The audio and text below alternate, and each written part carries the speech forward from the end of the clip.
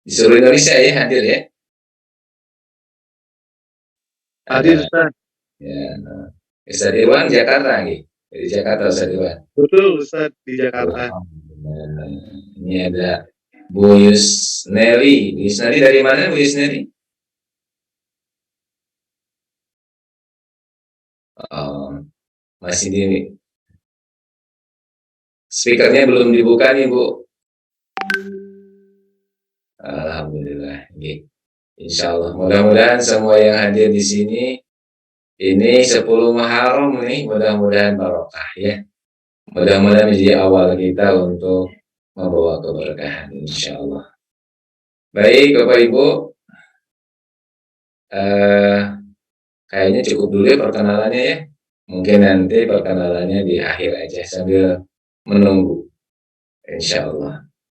Izin saya share materinya ya. Bismillah. Baik.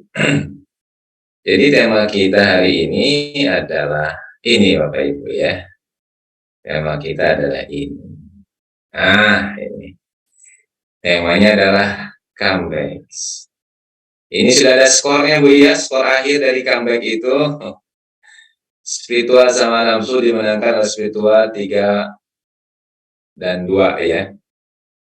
Nah, 3 itu digolkan oleh satu Mujahid Baitullah di menit ke-45+1 ya. Yang kedua Mujahidah Baitullah di menit ke-65 dan Nafsul Mutmainah di menit ke-90 ya, tambahan 2 menit. Dan nafsu telah menggolkan di awal ya. Ego di menit 17, kecewa di menit 23.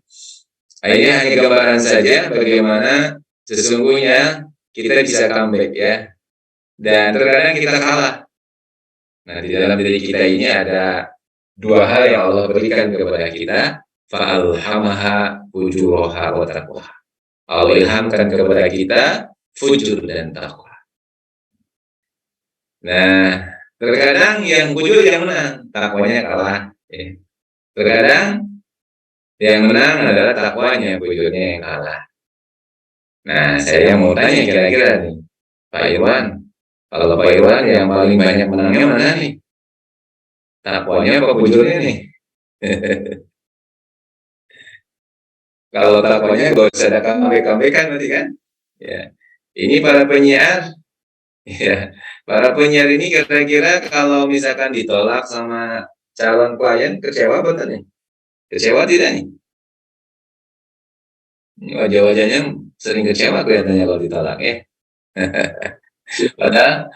Padahal kecewa itu bagian dari goal ya, goalnya nafsu nih mengalahkan spiritual. Ya, Bismillah, hari ini kita akan membahas tentang comeback. Sebetulnya ini tulisan yang sedang saya buat ya dalam manasik kolbu tapi belum selesai. Jadi comeback ini adalah kalau bahasa Qurannya tobat ya Bapak Ibu ya, tapi karena ini ke milenial generasi Z namanya comeback ya, atau sepak bola ya, munculnya kembali semangat kita untuk berjuang di jalan Allah gitu. Baik, kita mulai dengan tadabbur ayat ya. Bismillahirrahmanirrahim, ada ayat yang sangat indah Bapak Ibu. Di surat Ar-Rahman ya. A'udzubillahi minasyaitonirrajim. Bismillahirrahmanirrahim. Yas'aluhu man fis samawati wal ard. Kullu yawmin huwa fi sya'nin. Prinsipnya apa di sini? Apa yang ada di langit dan di bumi selalu meminta kepada Allah setiap waktu, dan Dia dalam kesibukan. Di sini dijelaskan dan jelas sekali bahwa ada fitrah dari makhluk Allah itu apa? Soal meminta. Ya. Kenapa? Karena memang fitrah manusia ya lemah. Gitu. Sehingga sudah digariskan sebagai awalan kita sebelum masuk ke comeback ini, bahwa apa yang ada di langit dan di bumi itu selalu meminta kepada Allah. Selalu meminta kepada Allah. Setiap waktu. Sehingga Dia, ya Allah, setiap waktu ada dalam kesibukan. Ya. Baik. Bapak Ibu, mari kita renungi bersama. karena kita bahasanya comeback ya. Ketika laut bergemuruh, ombak menggunung dan angin bertiup kencang, menerjang, semua penumpang kapal panik. Dan siapa kira-kira yang disebut? Yang disebut adalah Allah. Ketika seseorang tersesat di tengah hutan, kendaraan menyimpang jauh dari jalurnya dan dia bingung menentukan arah perjalanan, dia akan menyebut siapa? Ya Allah. Ya. Ketika musibah menimpa, bencana melanda, tragedi terjadi, dan mereka yang tertimpa bencana akan berseru apa? Ya Allah. Dan ketika semua cara tak mampu menyelesaikan, setiap jalan terasa menyempit, harapan terputus, dan semua jalan pintu membuntu, mereka pun menyeru. Apa seruannya? Ya Allah. Ketika kita sudah punya berbagai macam cara, bahkan kita sudah melakukan banyak sekali strategi dalam usaha kita, namun ternyata di tengah jalan ada kejadian yang tidak diinginkan oleh kita, akhirnya semua rencana itu betul-betul gagal total, bahkan kita terpuruk dalam keadaan yang sangat dalam. Seakan-akan sudah tidak ada lagi solusi untuk kita, maka fitrah dari diri kita akan menyebut, Ya Allah. Jadi ya Allah itu adalah fitrah yang muncul di dalam diri kita. Yang di dalam Al-Quran dikatakan, Ya ayyuhalladzina amanu dzkurullah dzikran katsira wasabbihu bukratan wa asila. Orang-orang beriman, berzikirlah kepada Allah dengan zikir yang banyak. Nah, berarti Allah itu menyuruh kepada kita agar kita itu selalu zikir yang banyak. Dan saya mengawalinya dengan sebuah kondisi ya, yang sering kita hadapi dalam hidup. Apa kondisinya? Ya kondisi di mana kita bertemu dengan sesuatu yang kita tidak mampu menghadapinya, dan biasanya di sana kita menyebut Allah. Bahkan saya pernah mendengar dan mempelajari tentang bagaimana sih di dalam diri kita itu ada satu sifat, ada bagian dalam diri kita itu yang tidak selalu mengakui Allah, tidak mau mengakui Allah, yaitu nafsu. Jadi nafsu itu selalu menolak Allah. Nafsu itu selalu menentang perintah Allah, melanggar aturan Allah. Namun ternyata caranya agar nafsu itu mengakui Allah, ternyata Allah bikin nafsu itu lapar. Di sekian puluh tahun ini kisah Israiliyah. Dan akhirnya dia mengakui dengan menyebut Ya Allah. Dan ketika saya menuliskan tadi ya beberapa renungan tadi, ternyata betul Bapak Ibu. Ketika kita sudah mentok, kita ini akan zikir kepada Allah ya. Ketika kita sudah mentok, tidak ada lagi apa-apa, tidak ada lagi jalan, itu biasanya kita sebut Allah. Ya Allah. Jadi hakikatnya Bapak Ibu, kalau kita sedang punya masalah, kalau kita sedang punya beban, hakikatnya kita sedang dipanggil oleh Allah ya. Agar kita bisa menyebut apa? Ya Allah. Nah, saya ingin menyampaikan bahwa ketika kita hari ini dikasih oleh Allah satu beban, mungkin juga ada yang dikasih musibah, dikasih masalah. Sesungguhnya itu cara Allah memilih kita. Ya, cara Allah memilih kita agar kita banyak berzikir pada Allah. Jadi ketika Allah memilih kita, Allah akan memberikan dua hal kepada kita untuk kita mengingatnya. Nah, agar kita memulai dari sesuatu yang realitas pada diri kita, maka mari kita lihat apa sih yang Allah inginkan. Terkadang Allah memilih kita ini untuk dikasih ini. Allah kasih ujian, Allah kasih cobaan, Allah kasih derita. Dan ujian, cobaan, derita itu seperti tangga panjang yang tidak ada akhirnya. Wah, sudah ini, itu, sudah itu, ini. Ya, saya mendengar, saya melihat, dan juga saya merasakan sendiri si Bapak Ibu, kayaknya tidak ada sih manusia yang lepas dari tiga ini. Ada aja ya, betul? Ada aja. Oh enggak, saya mau bahagia aja. Coba aja cek. Kalau Pak Ibu-Ibu sedang ada di mobil terus macet ya 2 jam tetap aja ngeluh. Ya. Ternyata ujian, cobaan, derita itu selalu ada dalam diri kita. Ya. Ada seorang ustadz yang menyampaikan ke saya, kalau pingin tidak punya masalah, tidak usah hidup aja. Atau minta sama Allah agar dicabut akalnya, ya, agar kita nggak punya akal gitu. Karena sesungguhnya ujian, cobaan, derita itu bagian dari kehidupan kita, dan itu cara Allah gitu, untuk datang kepada kita. Dan hari ini izin saya ingin mengajak Bapak Ibu untuk merenung ya, untuk merenungi, untuk merefleksi, lebih banyaknya begitu. Karena saya yakin saya ini kalau secara daring sebetulnya saya bicaranya pada personal ya, pada satu orang. Tidak 203 orang, tapi secara personal ketemu dengan setiap yang ada di Zoom ini. Nah, saya ingin mencoba untuk sharing secara personal, Bapak Ibu. Mari kita evaluasi, mari kita lihat, mumpung ini Muharram. Apa saja sih kehidupan kita yang sedang kita hadapi? Apa saja sih ujian yang sedang kita hadapi? Jadi Bapak Ibu, terkadang kita membuat sebuah perencanaannya. Perencanaan itu kita buat, bahkan barangkali ada di antara kita yang sudah merencanakan 10 tahun yang akan datang seperti ini, seperti ini, seperti ini. Namun ternyata ada takdir yang Allah kasih. Yang takdir itu membuat semuanya rencana kita tidak jalan. Misalkan ya, Bapak Ibu sudah merencanakan sama suami ya, Pak, besok kita haji bersama ya, tahun 2025 misalnya.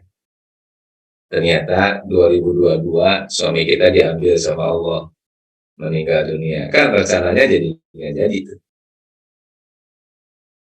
Atau wah, bentar lagi kita mau beli mobil. Ternyata nggak jadi beli mobilnya. Kenapa? Mohon maaf, rumah kebakaran. Ada aja. Sehingga perencanaan yang sudah kita buat itu tidak terjadi. Nah, itu disebut dengan ujian. Karena hidup ini Bapak Ibu selalu ada 2 hari, sesuai dengan keinginan kita dan tidak sesuai keinginan kita. Semuanya adalah takdir yang Allah berikan pada kita. Nah, yang khawatirnya Bapak Ibu, ketika kita diizinkan oleh Allah mendapatkan masalah, mendapatkan ujian, kita berprasangka buruk kepada Allah. Ini yang paling khawatir. Kita bersuudzon kepada Allah. Kenapa? Prasangka buruk, suudzon kepada Allah itu akan memunculkan ini, Bapak Ibu. Jadi kita sedang berjalan nih, meniti, berdakwah, berjuang, menjadi mujahid baitullah. Namun ternyata tidak semudah itu. Allah kasih ujian dalam diri kita sendiri, di keluarga, kesehatan. Ya, ada ujian berat dalam diri kita, sehingga akhirnya kita menjadi kecewa. Kita marah, kita menyerah, bahkan lelah jiwa ini, sakit hati, putus asa. Seakan-akan kita mengatakan, aku lanjut apa enggak ya? Kayaknya udah lelah nih jiwanya, udah sakit nih hati ini.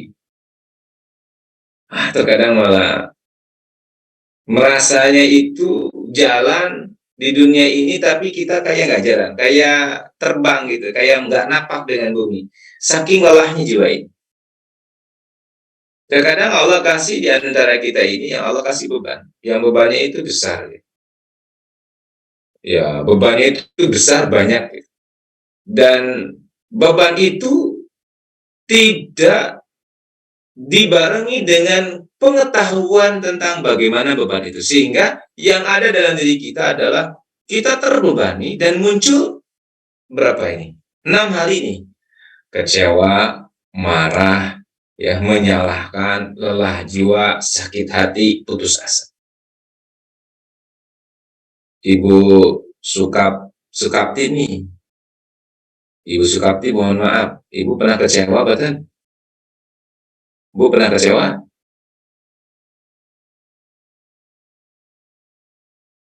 Boleh dibuka mute-nya ya kalau ini. Atau dikontrol dari pusat, Pak ya? Tidak bisa dibuka ya? Pernah kecewa. Pernah kecewa? Ya. Ya, pernah marah? Ya, saya yakin semuanya pernah ya. Kecewa pernah, marah pernah. Menyalahkan diri kita. Ya Allah, terkadang kita ini menyalahkan diri kita. Aduh, sampai kita ini menyalahkan diri kita. Nah, kecewa, marah, menyalahkan itu biasanya masuk ke kelelahan jiwa. Jiwanya lelah, rapuh jiwa. Ya, kayaknya udah nggak ada gairah deh. Pokoknya yang penting jalan aja deh hidup. Harapan kita kepada orang sudah nggak ada. Bahkan harapan kepada orang terdekat pun sudah nggak ada. Terserahlah, dia gitu nggak apa-apa. Saya nggak diperhatiin juga nggak apa-apa. Ini adalah ciri-ciri orang yang udah lelah jiwanya. Jadi merasa sudah tidak ada perhatian, merasa sudah tidak ada cinta, merasa sudah tidak ada pengertian dari orang lain, dan dia hidup merasa sendirian. Gitu. Nah, sakit hati apalagi, hatinya sakit ya. Kata-kata orang, bahkan mohon maaf, orang yang tidak menyengaja, bahkan tidak pernah dalam pikirannya menyakiti kita, lalu kita berinteraksi dengan dia, kita menganggap bahwa dia nyakitin kita dengan kata-katanya, dengan perilakunya, kita merasa sakit. Nah, akhirnya putus asa. Nah, setelah putus asa gimana? Menyerah, Bapak Ibu. Nah, ini adalah sebuah permasalahan yang muncul di dalam diri kita. Saya ungkap dulu Bapak Ibu ya, karena ini adalah wujud. Ya. Jadi, ilham yang akan muncul ketika kita dikasih oleh Allah ujian berat itu ini. Kecewa, marah, menyalahkan, lelah jiwa, sakit hati, putus asa. Ya, Bu Siti ya. Bu Siti Mujayanah ya. Terkadang muncul putus asanya, putus sakit hatinya, lelah jiwa. Ketika Allah kasih kepada kita ujian, ya, seakan-akan ini kita menyerah, ya, membiarkan diri dalam kekecewaan yang mendalam, ya, kita duduk gitu ya, dalam, ya, susah kita merasa. Pertanyaan saya, Bapak Ibu, apakah harus menyerah, membiarkan diri kita dalam kekecewaan yang mendalam? Dan menyimpan kekecewaan di dalam hati kita, menyimpan dendam, menyimpan rasa sakit dalam hati kita. Mohon maaf Bapak Ibu, tentunya kita nggak boleh ya. Kenapa? Beban masa itu seperti ini. Seperti kita diikat, tangan kita nggak bisa bergerak. Bapak Ibu sih bersiar, tapi nggak ada energi siarnya. Nggak ada energi, nggak ada semangat. Karena terikat secara mental oleh kecewa, oleh rasa sakit, ya. Hilang gitu. Bapak Ibu sih berumah tangga, tapi zauk rasa rumah tangga itu nggak ada, gitu. Karena keikat dengan 6 masalah tadi. Saya akan begitu, ya. Dan mungkin juga Bapak Ibu berusaha, bekerja, tapi tidak merasakan nikmat dengan usaha itu. Seakan-akan terikat.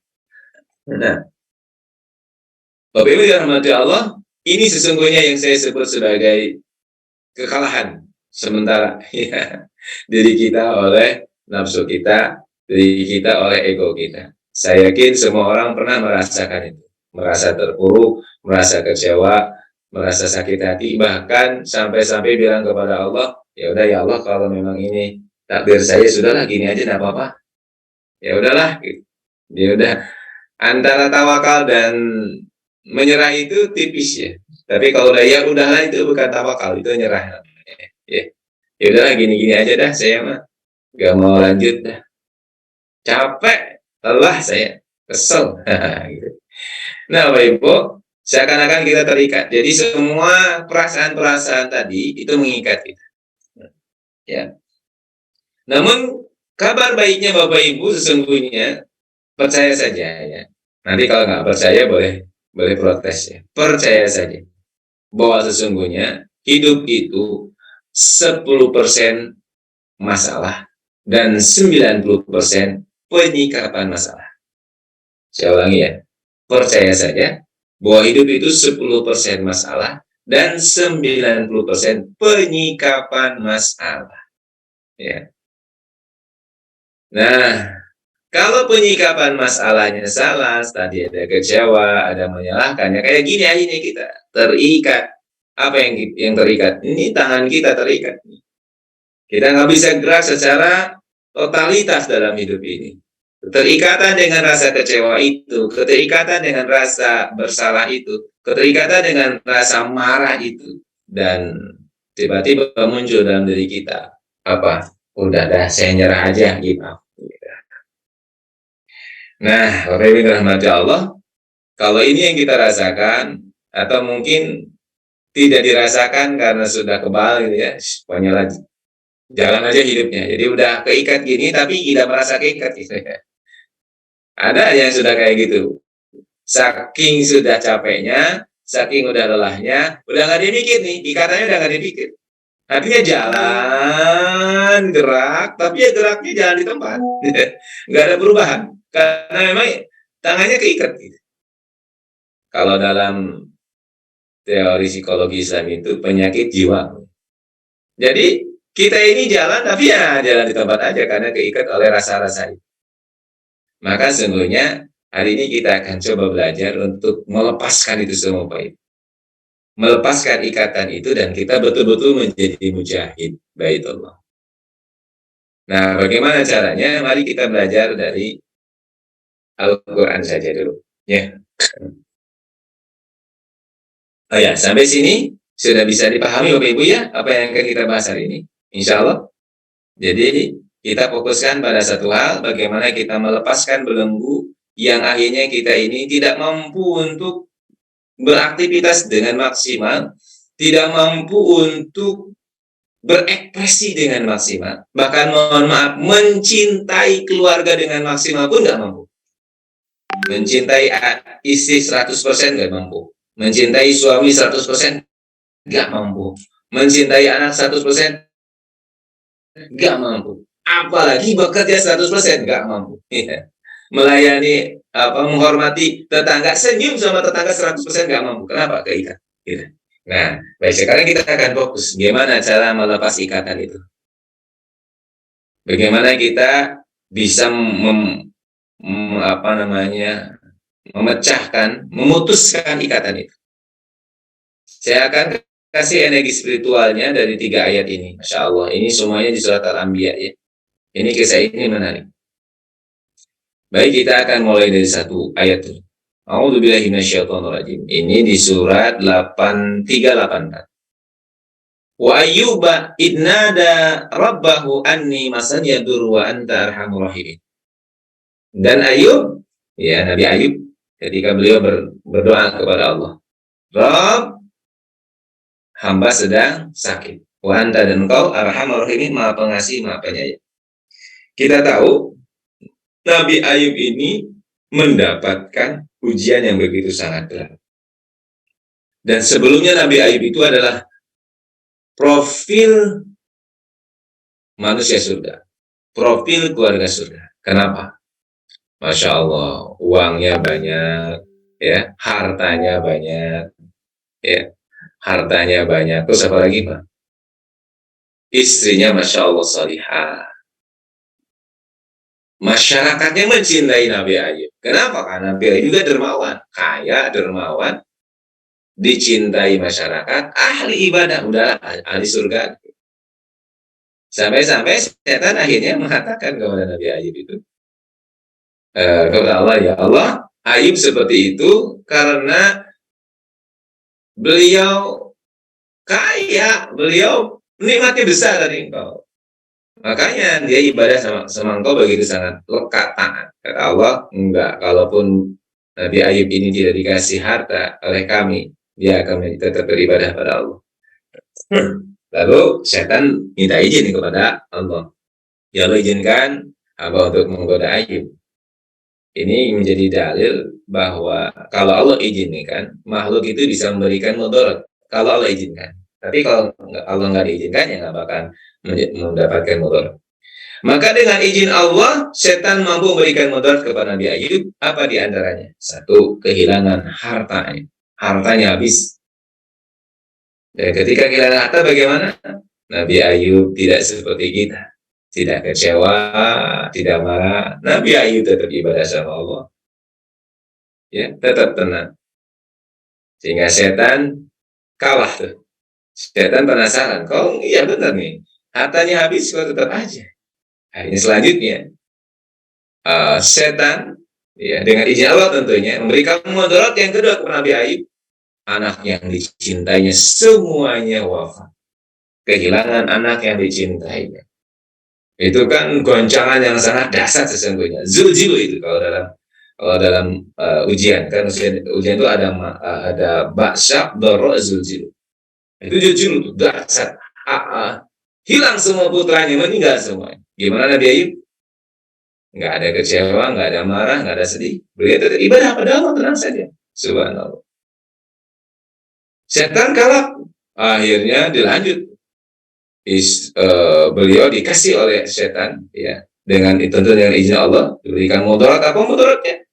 Allah kasih kepada Nabi Ayub penyakit kulit. Nah, setelah itu dikasih lagi ujian selanjutnya, yaitu setan membisik kepada para istrinya untuk meninggalkan Nabi Ayub. Ditinggalkan Nabi Ayub. Dan saat itu setan pun membisikkan makar kepada masyarakat untuk mengusir Nabi Ayub karena takut penyakitnya ini menular. Akhirnya betulan Nabi Ayub diusir dari rumahnya sendiri, dari kampungnya sendiri, bahkan istrinya meninggalkannya kecuali satu istri yang sepi. Ini kan luar biasa. Luar biasa ujian yang Allah berikan kepada Nabi Ayub yang menurut logika nafsu kita, udah itu kecewa itu. Wah, itu udah sakit hati, kecewa, marah, udah itu. Yang tadi saya sampaikan tadi, semuanya. Lelah hati, lelah jiwa. Awal. Akhirnya apa? Ya mungkin kalau kita menyerah. Tapi tidak dengan Nabi Ayub. Bahkan beliau malah berdoa pada Allah. Ya. Sebelum berdoa ini, istri yang mendampinginya memohon kepada Nabi Ayub, wahai Nabi Allah, engkau kan Nabi, doa sama Allah agar engkau disembuhkan. Kasihan itu tubuhmu, kulitmu sudah sangat begitu luar biasa, karena memang penyakit kulitnya sangat parah. Tapi apa yang disampaikan Nabi Ayub, bertanya kepada istrinya, berapa lama saya sehat, berapa lama saya sakit. Sehatnya 20 tahun, sakitnya baru 7 tahun. Terus Nabi Ayub, nanti saja saya mau berdoa pada Allah. Masya Allah. Nah, ketika sakitnya itu sudah mulai mengganggu ibadahnya, barulah beliau berdoa kepada Allah. Apa doanya? Rabb anni masani yadurru wa anta arhamur rahimin. Saya sedang sakit dan Engkau Maha Pengasih Maha Penyayang. Dan lihat, setelah beliau mengangkat tangan, itu langsung pastajabna lahu. Allah kabulkan langsung apa yang diminta oleh Nabi Ayub alaihissalam. Pakasabna ma bihi min duri. Lalu Allah angkat, Allah sembuhkan beliau dari sakitnya. Bukannya itu wa atainahu ahlahu, ya, wa ataina ahlahu wa mislahu mahu. Dan Allah pun ngasih kepada Nabi Ayub, ya, ahlahu, saudaranya atau keluarganya, hartanya, ya, seperti dulu. Masya Allah, dikembalikan oleh Allah. Nah, di ayat ini Bapak Ibu, kita menemukan sebuah contoh bagaimana seorang yang Allah kasih ujian, tapi belum bisa memenangkan ujian itu. Spiritualnya menang. Padahal dia diuji dengan berbagai macam ujian yang luar biasa, namun kata Allah, fastajabna lahu fakasabna ma bihi min durri wa atainahu ahlahu mislahu ma'hum rahmatan min indina wa liqal abidin. Nabi Ayub dikasih oleh Allah pengabulan atas doanya. Apa kira-kira kunci kok langsung pastajabna? Nanti kita bahas. Sebagai poin ketika nanti kita membahas tentang comeback. Mari kita lihat lagi, tadabbur lagi ayat selanjutnya. Masih di surat Al-Anbiya, surat ke-21 ini. Wa dannuna idh dhahaba mughadiban fa dhanna an lan naqdiru alaihi fanada fi dhulumat alla ilaha illa anta subhanaka inni kuntu minadh dhalimin. Fastajabna lahu wa najaynahu minal gham wa kadzalika nunjil mu'minin. Yang kedua adalah kisah Dzannun, Nabi Yunus, Bapak Ibu. Nabi Yunus itu adalah nabi yang Allah takdirkan dimakan, bukan dimakannya, dimasukkan dalam perut ikan. Masya Allah. Dimasukkan dalam perut ikan. Berarti beliau berada dalam 3 kegelapan. Kegelapan malam, kegelapan laut, dan kegelapan perut ikan. Ini masalahnya lebih berat lagi. Kenapa? Sudah tidak ada jalan keluar. Nah, mau keluar di mana? Mau di dasar laut? Mau keluar bagaimana? Mau dalam perut ikan? Gitu. Nah, kalau kira-kira kalau itu kita, apa yang terjadi? Nyerah, Bu, putus asa. Nah, melihat bagaimana Nabi Yunus alaihissalam ini nih, ciri kesatria spiritual yang memenangkan pertandingan itu. Malah beliau berdoa pada Allah. Apa berdoa dalam kegelapan, berdoa dalam kesusahan, berdoa dalam duka cinta. Dulu matikan kegelapan. Malah beliau berdoa ketika beliau itu dalam kegelapan. Berbeda dengan kita. Kalau kita sedang gelap itu putus asa, marah, bahkan akhirnya marah sama Allah terus berbuat maksiat. Berbeda dengan Nabi Ayub, Nabi Yunus ketika dalam kegelapan berdoa. Apa doanya? La ilaha illa anta subhanaka inni kuntu minadh dhalimin. Doa sama Allah, la ilaha illa anta, tidak ada ilah kecuali Engkau ya Allah, subhanaka maha suci Engkau, inni sesungguhnya aku, ya, kuntu termasuk minadh dhalimin, orang-orang yang zalim. Jadi dalam kegelapan ketika semuanya tembok, tidak ada pintu, depan tembok, belakang tembok, kiri tembok, ya, kanan tembok, atas tembok, bawah tembok, beliau tidak menyerah. Beliau malah doa, la ilaha illa anta subhanaka inni kuntu minadh dhalimin. Ini kalau kita mau pilah-pilah satu-satu, ini semuanya punya makna, Bapak Ibu. La ilaha illa anta, apa la ilaha illa anta, tidak ada ilah selain Engkau. Ini sesungguhnya makna tentang optimis. Jadi beliau optimis, yakin, walaupun menurut logikanya tidak ada tempat untuk, tidak ada jalan untuk keluar dari perut ikan. Tapi kata beliau, kalau Allah mengizinkannya bisa saja.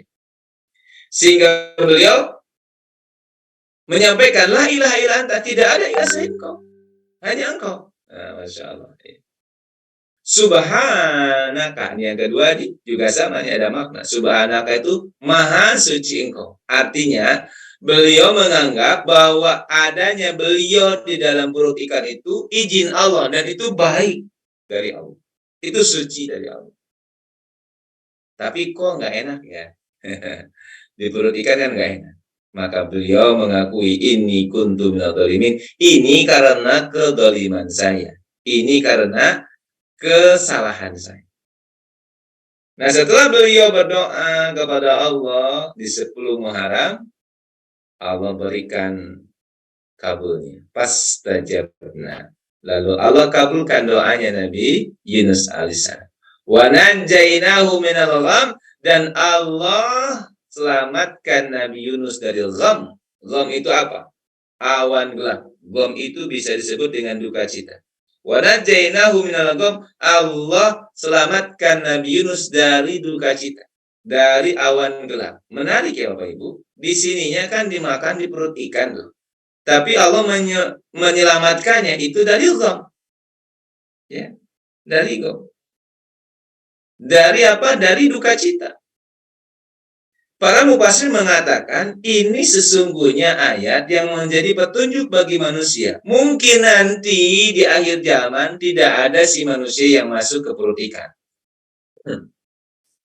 Namun masalahnya itu mirip seperti Nabi Yunus yang ada dalam perut ikan. Seakan-akan nggak ada lagi solusi. Gitu. Seakan-akan nggak ada tembok, nggak ada pintu, semuanya tembok. Maka jika kita punya masalah, yang masalah itu Masya Allah berat-berat ya, seakan-akan nggak ada lagi solusi ya. Maka jangan lupa kita masih punya Allah.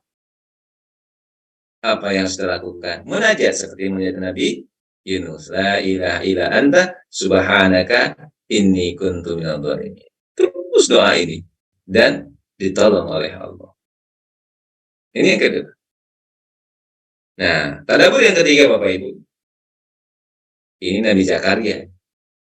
Wa Zakaria idnada rabbahu rabbi la tadarni fardan wa anta khairul warisin. Nabi Zakaria itu kan butuh putra ya.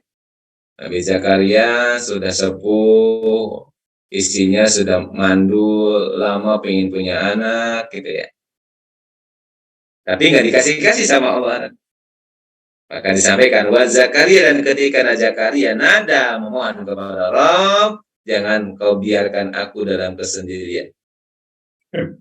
Dan ini, doa ini Nabi Zakaria dapatkan setelah lama berdoa, sekian puluh tahun berdoa kepada Allah, dan tidak ada sedikit pun perasaan kecewa, dan tidak ada sedikit pun perasaan marah sama Allah, dan tidak ada sedikit pun perasaan bosan untuk berdoa. Terus saja berdoa kepada Allah. Sampai akhirnya beliau bertemu dengan seorang wanita yang berada di mihrab. Dan ketika berada di mihrab itu, dia tidak dikasih makan, akses makanan, tapi makanan banyak di sana. Nah, lalu beliau mengatakan, wahai saudaraku, bagaimana caranya kau mendapatkan makan?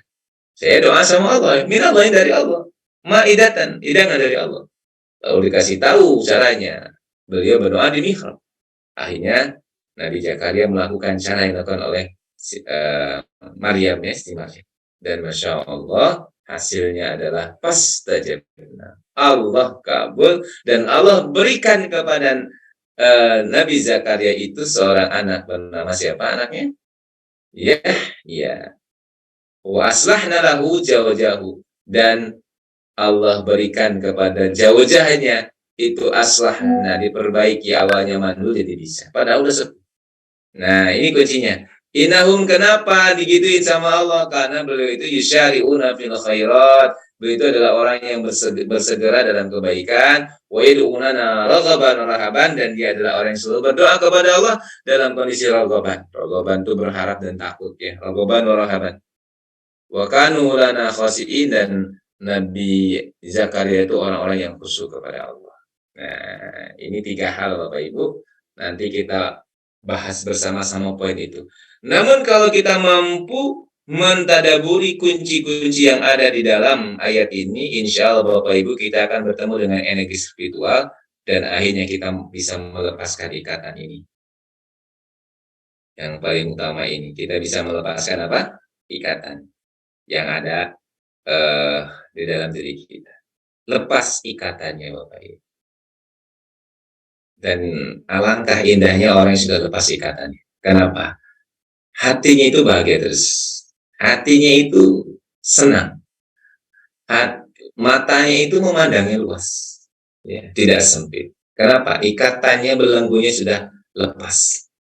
Kalau dalam teori psikologi itu apa ya? Ya, melepaskan belenggu. Melepaskan ikatan. Ya, traumatik. Di dalam, saya baca di dalam teori kejiwaan itu katanya ada ya Bapak Ibu, traumatik yang tidak disadari ya. Akhirnya traumatik itu sudah menjadi kebiasaan. Artinya kita diikat itu dengan kerasa gitu. Itu traumatik. Dan ini bismillah, mudah-mudahan kita bisa melepaskannya. Karena namanya penyiar ya harus lepas Bapak Ibu dari semua hambatan. Gitu. Baik Bapak Ibu, bismillah. Nah, maka cara agar kita ini bisa melepaskan ikatan itu, cara agar kita bisa kembali, yaitu ya comeback. Kembali, ya. Kembali kepada Allah Subhanahu wa Ta'ala. Baik. Sekarang bertanya Bapak Ibu, apakah setiap derita itu menjatuhkan? Saya ingin feedback nih sama Pak Irwan saja ya. Pak Irwan, apakah setiap derita menjatuhkan, Pak Irwan? Menjatuhkan, Ustaz. Setiap derita namun ada hikmah di baliknya, Ustaz, biasanya. menjatuhkan, tapi ada hikmah di baliknya. Mari kita lihat berikutnya. Ya. Ini orang ini kan dikasih oleh Allah sesuatu yang tidak disukai ya. Apakah dia menjadi orang yang jatuh? Ternyata tidak ya. Ketika dia pandai menyikapinya. Orang-orang ini justru akhirnya mampu bangkit. Menjadi lebih baik. Bahkan ada lagu viral ya dari siapa? Putri. Siapa namanya Pak? Putri Ariana ya. Beliau buta tapi Masya Allah bangkit dan Masya Allah. Oh, kalah lah, kita kalah sama dia. Masih muda, tapi sudah berhasil. Kenapa? Ternyata derita itu tidak menjatuhkan semua. Bisa jadi derita itu justru panggilan untuk kita ini sukses. Ya, Masya Allah. Baik. Nah, karena itu ada 7 formula untuk kita comeback. Ada 7 formula yang hari ini kita bahas. Nanti Pak Irwan kalau waktunya nggak cukup, kalau waktunya udah habis mohon diingatin ya. Siap, Ustaz. Ya, baik.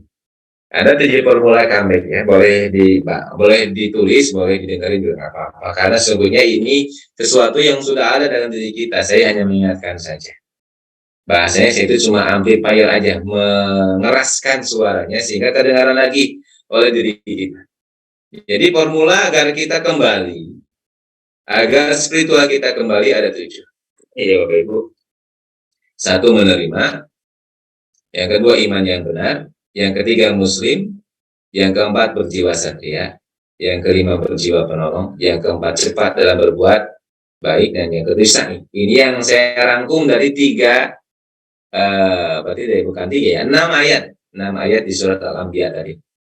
Saya rangkum di sini dan insya Allah kalau kita praktekkan, insya Allah energi spiritualnya muncul.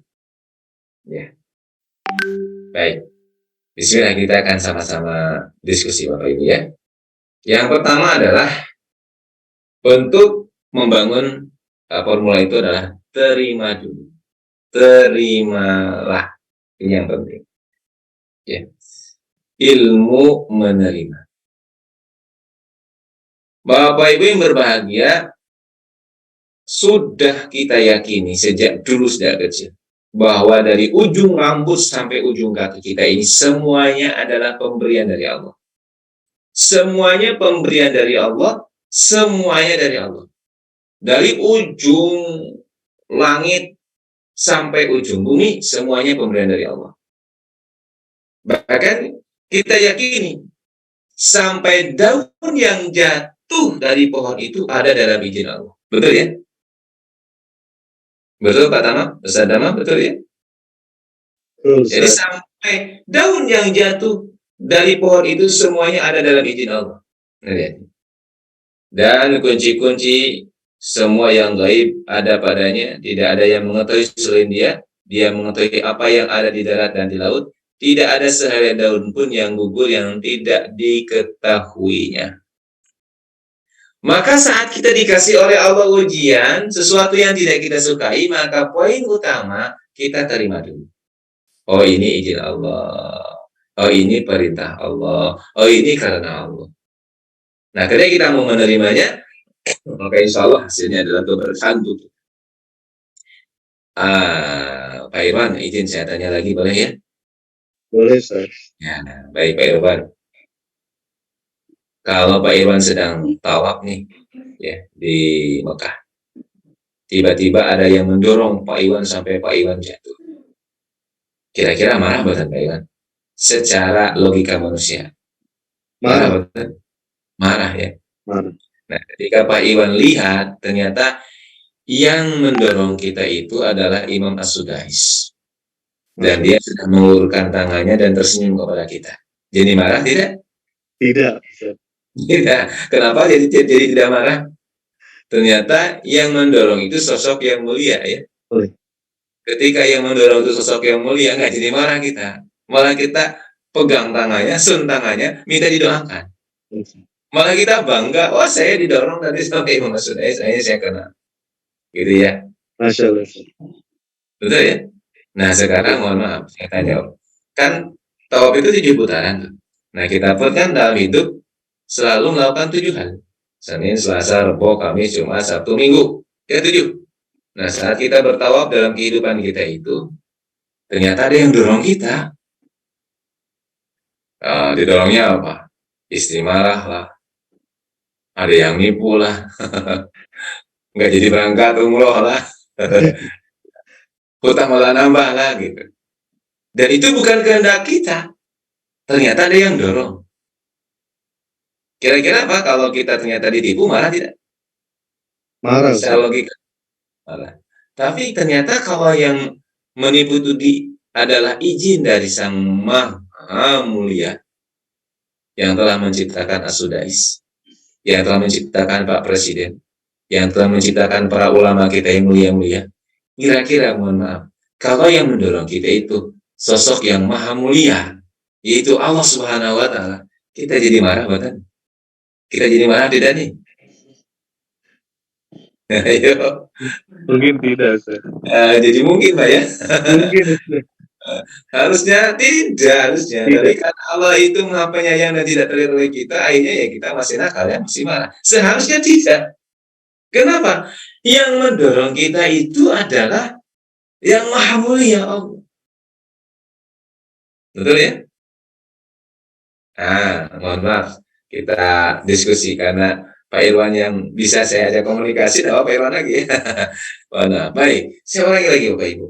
Kalau dari ujung rambut sampai ujung kaki ini milik pemberian dari Allah. Kalau dari ujung ujung langit sampai ujung bumi pemberian dari Allah. Semua pemberian dari Allah. Sekarang Pak Irwan yakin ya semuanya pemberian dari Allah ya? Yakin ya? Yakin, Ustaz.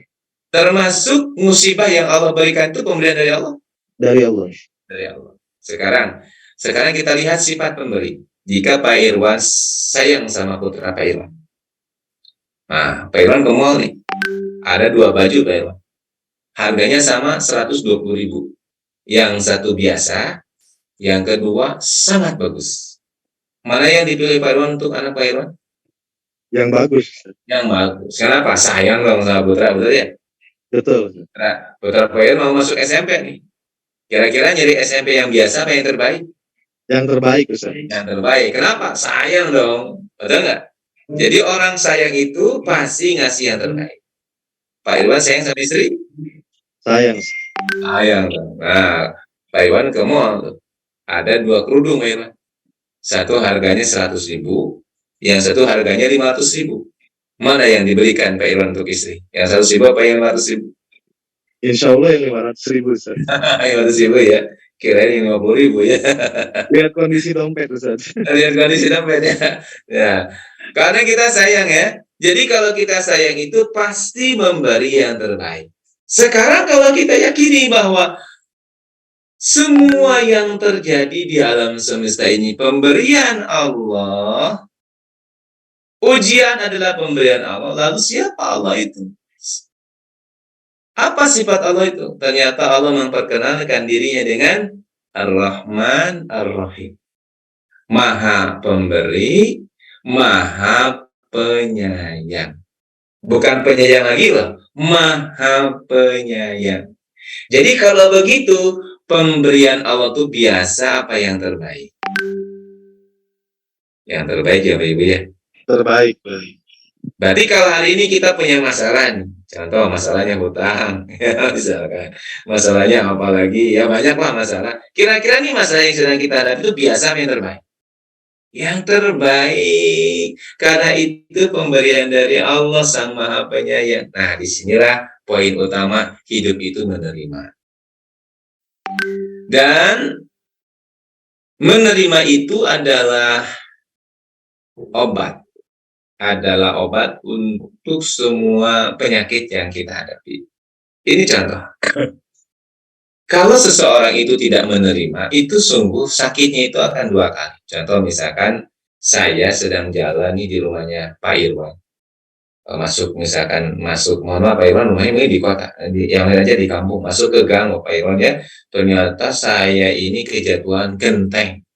Kepala saya kejatuhan gini. Terus saya bilang, saya nggak terima. Siapa ini yang punya rumah? Saya nggak terima. Saya marah-marah. Mau nggak terima bagaimana ya Pak Irwannya? Uang tanda terimanya sudah ada di kepala saya. Benjut ya. Jadi ketika kita sudah kena gendeng terus nggak terima, itu seperti kita jatuh tertimpa tangga. Udah sakit lagi. Sama saat kita kecewa misalkan, kecewa sama istri, itu kita nggak terima kecewa itu, semakin sakit. Satu, sakit karena kecewa. Yang kedua, sakit karena nggak terima. Kalau kita misalkan dibohongi orang, itu marah. Nah, misalkan dibohongi, kita nggak terima. Udah dibohongi, terus nggak terima, marah 2 kali, marah, sakitnya. Maka awal-awal ketika dikasih sesuatu yang tidak disukai oleh Allah adalah terima dulu. Ini ayatnya. Semuanya ada dalam izin Allah. Pada Allah itu yang maha mulia ya. Betul ya? Yang maha mulia. Masya Allah. Ya, kita lanjut. Siap menerima Bapak Ibu? Kalau Iya, Bapak Ibu siap menerima, insya Allah mulai muncul tuh spiritualnya. Kembali tuh. Ketika semua pemain itu sudah mulai, oh saya terima ini kekalahan saya terima. Lalu dia bergerak, Masya Allah. Maka dia akan menjadi lebih baik. Ya. Nah, yang kedua, ini yang kedua. Jadi, cara agar kita ini kembali adalah iman, Bapak Ibu. Ya. Apa iman itu? Jadi, iman itu Bapak Ibu berbahagia. Mohon maaf ya. Iman itu keyakinan kepada Allah. Dan kita harus betul-betul iman yang benar. Saya pernah mendengar salah satu ceramah ya tentang logika PS iman. Logika versus keyakinan. Jadi dalam diri kita ini Bapak Ibu ada dua ya. Untuk membuat kita ini yakin itu ada dua. Satu logika, yang kedua iman. Baik, mungkin untuk lebih mudahnya begini. Kapan kita pakai logika, kapan kita pakai iman? Nah, terkadang kita salah menempatkan. Yang seharusnya pakai logika, kita pakai iman. Yang seharusnya pakai iman, kita pakai logika. Begitu. Nah, mari coba kita simulasikan Bapak Ibu ya.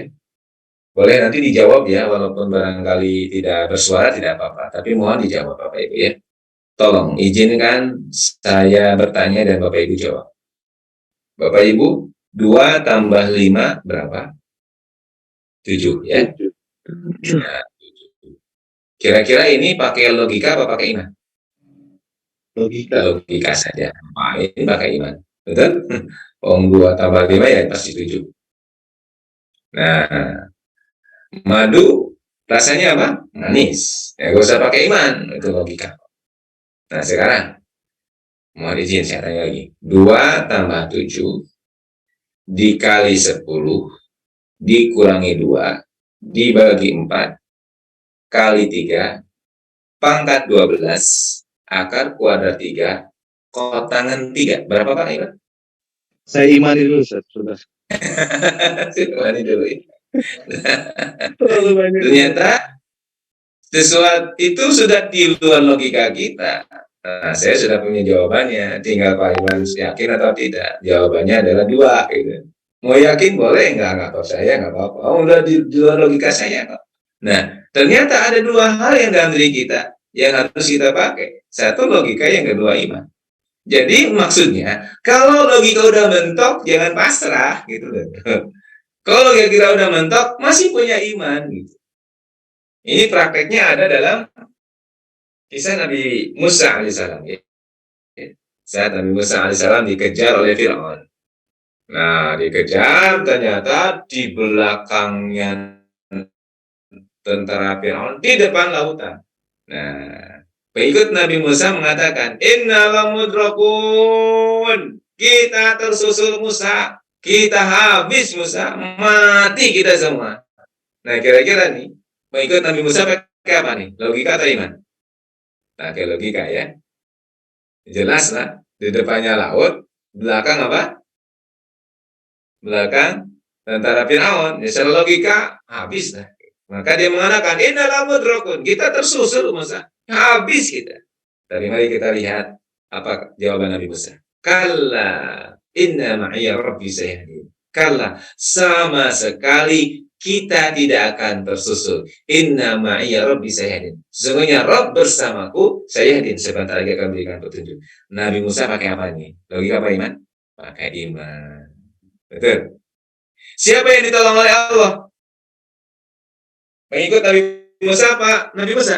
Nabi Musa, karena Allah berjanji, ya ayyuhalladzina amanu ista'inu. Ayo orang beriman, mintalah pertolongan kepada Allah dengan sabar dan salat.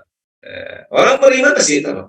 Nah, Nabi Musa logikanya pakai, saat mentok logikanya beliau pakai iman. Ada Allah kok, tenang aja, Allah tolong. Dan apa yang terjadi? Betul, Allah tolong. Allah buka tuh lautnya. Membukanya bukan dengan teknologi, membukanya dengan tongkat Musa. Sesuatu yang sederhana, gitu. Jadi jangan pernah meremehkan tongkat Musa, Bapak Ibu. Kalau saya sering bahas tentang tongkat Musa, itu adalah profesi, keahlian. Jangan pernah mengecilkan keahlian kita, jangan pernah mengecilkan usaha kita. Jangan misalkan jualan cilok, jangan pernah dikecilkan cilok itu. Bisa jadi cilok kita bisa membelah lautan, ya. Kalau kita yakin sama Allah. Nah, Bapak Ibu rahmati Allah Subhanahu wa taala, maka ini yang saya sebut sebagai logika iman. Nah, iman. Jadi iman itu hadir saat kita ini sudah mentok logika. Wah, sudah kemana-mana. Ditarget nih besok September harus full. Satu bis. Berapa pun satu bis? 24 atau 34? 54. 54 harus full. Ternyata satu bulan mau berangkat, boro-boro ada 10. Nah, saya logika nggak jadi umrohnya. Nggak jadi pokoknya. Nah, ini kita pakai logika. Tapi kalau kita pakai iman, no, masih ada Allah, tenang aja, jalan aja, yakin aja sama Allah. Bisa dikasih keajaiban sama Allah. Itu ya, itu iman, Masya Allah. Nah, iman pun akan menyampaikan ini. Akhirnya, ketika kita mendapatkan masalah, musibah, kita berprasangka baik kepada Allah. Sehingga saat kita dikasih musibah saat ini, misalkan, kenapa kita dikasih musibah sama Allah? Karena Allah percaya sama kita. Kita mampu. La yukallifullahu nafsan illa wus'aha. Allah percaya sama kita. Kita mampu kok. Gitu. Maka Allah kasih tuh ujian yang berat. Karena Allah percaya kita bisa. Kalau Allah percaya sama kita, masa kita nggak percaya sama Allah? Ya Bu ya? Maka bangkit nih yang sedang punya masalah ya. Ayo bangkit. Allah percaya kok sama kita mampu kok. Gitu. Ya. Yang hari ini sedang mentok nih, aduh saya sedang punya masalah nih, aduh masalahnya besar banget nih, banyak banget masalahnya. Allah percaya kita bisa, masa kita nggak percaya sama diri kita sendiri. La yukallifu nafsan illa wus'aha. Ayo bangkit, comeback. Ya. Yang kedua apa? Kenapa Allah kasih masalah? Karena Allah sedang membentuk agar hebat diri kita, agar kuat. Seorang olahragawan itu ya susah-susah, capek-capek. Tapi dengan dia ini berikhtiar, ya, dia berusaha dan akhirnya hebat lah. Dibentuk sama Allah kita hebat. Husnudzon saja kepada Allah bahwa semua masalah yang kita hadapi ini adalah bagian dari cara Allah. Nah, ini juga keren. Jadi kenapa Allah ngasih kepada kita ujian berat? Karena Allah menyiapkan tugas yang sangat berat. Rata-rata para nabi, para rasul itu ujiannya berat semua. Tidak ada ujian yang susah, yang biasa, berat semua. Kisah Nabi Musa, Masya Allah ujiannya berat. Dikejar-kejar sama Fir'aun karena memukul tentaranya sampai meninggal dunia ya. Dikejar-kejar tuh.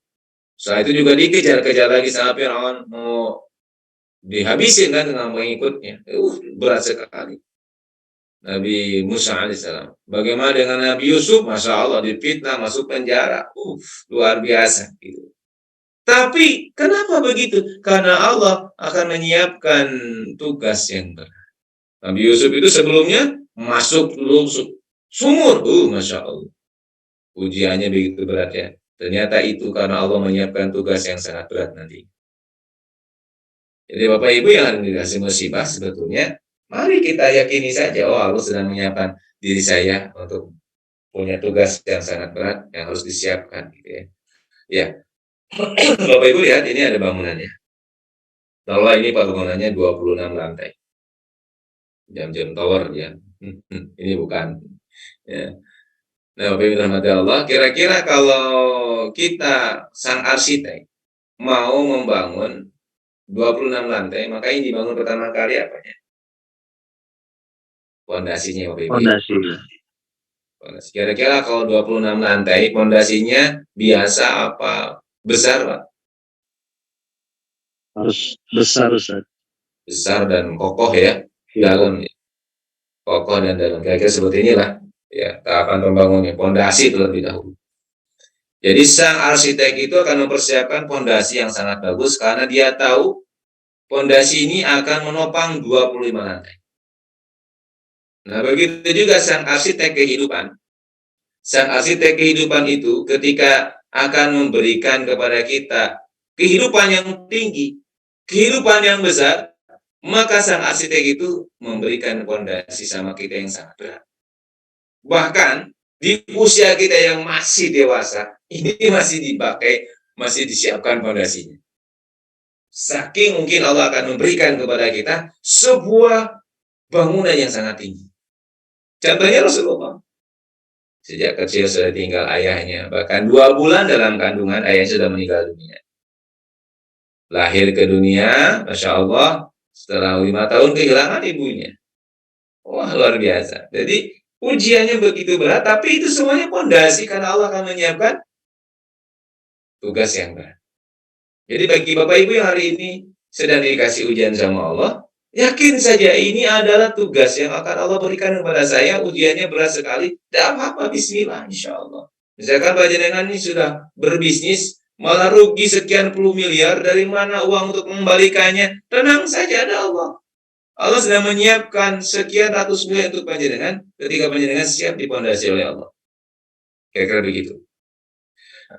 Baik. Kita lihat Bapak Ibu ya. Selanjutnya. Kenapa Allah kasih ujian sama kita? Ini perkara iman soalnya. Nah ini. Pernah ada perbincangan antara minyak kelapa dengan Allah. Ini imajiner ya, mohon maaf. Ya Allah, dekatkan saya dengan manusia. Oh, kamu pengen dekat dengan manusia? Iya. Maka untuk membuat dekat dengan manusia, engkau harus mengeluarkan saripati engkau. Dan saripatinya minyak kelapa itu ya minyak. Lalu bagaimana caranya agar dekat dengan manusia dan bermanfaat? Pertama, kelapa itu dijatuhkan dari pohon. Bukan digendong, dijatuhin. Luk, gitu dijatuhin. Setelah jatuhin gimana? Sudah cukup, selesai? Tidak. Kalau bahasa Sundanya ditakol ya. Dikupas, ya. Dijambak, wah, sampai habis lah. Rambutnya sampai habis, kulitnya sampai habis, sakit luar biasa. Selesai? Belum. Saya itu apa? Dipukul, ditakol sampai habis tuh airnya pecah. Selesai? Belum. Dicongkel. Dari congkel selesai? Belum masalahnya. Diparut. Dari parut selesai? Belum. Diperes. Dari peres selesai? Belum. Dipanasin. Nah, setelah dipanasin barulah keluar saripatinya. Berupa minyak. Bisa jadi memang Allah sedang melakukan itu untuk kita. Agar sari tauhidnya muncul. Agar kita keyakinan pada Allah semakin kuat. Ketika Allah kasih banyak sekali, anak pertama sakit, anak kedua sakit, anak ketiga sakit, dirinya sendiri sakit. Aduh, hampir tiap hari beruntun. Kenapa? Karena Allah ingin diri kita ini dekat sama sang pemilik hidup itu Allah, dan tidak bisa hidup itu dekat sama Allah kecuali dengan tauhid. Nah ini contoh, ya. Itu iman Bapak Ibu. Dan iman diantaranya juga adalah kita yakin bahwa Allah sedang menitipkan pada kita capaian yang sangat besar. Jadi dengan kita diuji nih, para mujahidah diuji sama Allah, ya mau dititipin sama Allah. Mungkin Tano sedang diuji sama Allah, ya Allah akan menitipkan capaian besar, terima saja. Insya Allah terima saja. Kenapa? Karena itu cara Allah untuk menitipkan. Kalau kita menjadi orang yang amanah, insya Allah Allah titipkan capaian besar. Maka Allah uji dulu. Mungkin itu ada doa-doa kita saat ini multajamnya, Masya Allah doanya, ya hari ini sedang Allah proses itu. Maka no keluhan, tidak boleh keluh. Ya. Baik, itu yang kedua. Jadi iman. Mudah-mudahan Bapak Ibu bisa menerima ya Bapak Ibu ya. Yang ketiga Bapak Ibu adalah berserah diri. Apa itu berserah diri? Nah, berserah diri itu sebetulnya di 36 ayat yang tadi saya sampaikan di awal, poin utama dari pastajabna, poin utama dari pertolongan Allah itu ternyata berserah diri. Ya, ternyata berserah diri. Bahkan di dalam Al-Imran 102 Allah sampaikan, ya ayyuhalladzina amanu taqullaha haqqa tuqatih wa la tamutunna illa wa antum muslimun. Nah, janganlah engkau mati sebelum engkau muslimun. Muslim itu berserah diri. Jadi sesungguhnya poin utama itu berserah diri. Berserah diri itu bagaimana? Kayak Nabi Ayub itu. Nabi Ayub persis, Nabi Ayub kalau kita gambarkan, Nabi Ayub itu persis seperti penumpang bis.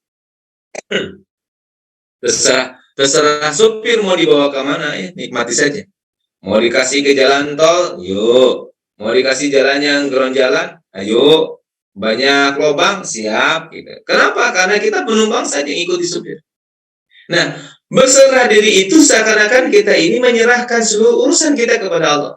Ya hayy ya qayyum bi rahmatika astaghits wa aslih li sya'ni kullahu wa la takilni ila nafsi tarfata ain. Bahkan hanya sekejap mata pun kita tidak kita tidak meminta kepada Allah agar nafsu kita tidak ikut campur sekejap mata pun. Tentang apa? Tentang masa depan. Kita serahin sama Allah semuanya. Ngikut Allah aja. Itu berserah diri. Jadi kita ikhtiar untuk betul-betul pasrah kepada Allah. Seperti hanya Nabi Ismail sama Nabi Ibrahim sama Siti Hajar yang berserah diri kepada Allah. Dan akhirnya apa? Pastajabna, Allah kabul. Allah selamatkan. Gitu. Bapak Ibu hari ini sedang dikasih Allah ujian, pasrah saya sama Allah. Gak usah mikirin masalahnya, mikirnya ibadahnya aja. Bapak yang sedang punya utang, gak usah mikirin utang ya. Saya larang bapak-bapak mikirin utang, karena utang gak usah dipikirin. Utang itu dibayar, jangan dipikirin. Ya. Nah, pasrah ini sama Allah, gak usah mikirin itu. Ya. Karena dipikirin pun tidak akan pernah bisa selesai, kecuali Allah yang menyelesaikan. Ya, baik. Yang keempat adalah berjiwa satria. Apa makna berjiwa satria, Bapak Ibu? Ini di sini. Ah, ini Nabi Yunus berjiwa satria. Kenapa disebut berjiwa satria? Lihat di baris kedua ya. Ketika beliau berdoa pada Allah, ini jiwa satrianya. La ilaha illa anta subhanaka inni kuntu minadz zalimin. Jadi beliau meyakini bahwa adanya beliau di perut ikan itu karena dosanya. Jadi orang yang berjiwa kesatria itu mengaku kesalahan. Orang yang berjiwa kesatria itu dia paham bahwa dia itu salah. Sehingga ketika Allah kasih ujian itu, dia lebih fokus untuk mengevaluasi diri. Kalau bahasa Inggrisnya nyungsep. Ya. Nyungsep ke Allah. Gitu. Ya. Nyungsep gitu, ya Allah, kok kayak gini saya. Nah, kita ikhtiar kepada Allah. Dengan kita menjadi satria, memohon ampun pada Allah. Jadi banyak tobat. Jadi kesatria betulan. Gak nyalahin orang lain. Kok sampai berapa bulan kok gak ada yang posting ya Allah. Dosa saya apa nah itu? Dosanya apa? Dicek sama kita. Ini jiwa kesatria. Ini kuntu minadz zalimin. Ini Bapak Ibu, munajat ini yang disampaikan Nabi Yunus itu, ini bukannya sekadar lisan. Harus dipraktekkan. Ya. Satu, optimisme. Yang kedua, selalu selalu yakin kepada Allah semuanya terbaik. Dan yang ketiga apa? Banyak obat. Banyak obat udah. Banyak obat. Pasti ini salah saya, pasti ini salah saya. Berjiwa kesatria, tanggung jawab dan siap mengambil risiko. Ini salah saya, kalau saya terima. Nabi Yunus begitu, ini salah saya terima. Ya sudah, beliau itu hanya pokoknya satu. Doa la ilaha illa anta subhanaka inni kuntu minadz zalimin. La ilaha illa anta subhanaka inni kuntu minadz zalimin. Terus bermunajat di dalam perut ikan itu. Sampai akhirnya Allah mencintai beliau, Allah meridai beliau, lalu Allah kabulkan. Masya Allah. Ya. Mari kita berjiwa satria ya. Nah, yang kelima adalah berjiwa penolong. Ini yang Semarang, alhamdulillah sudah saya sampaikan Bapak Ibu.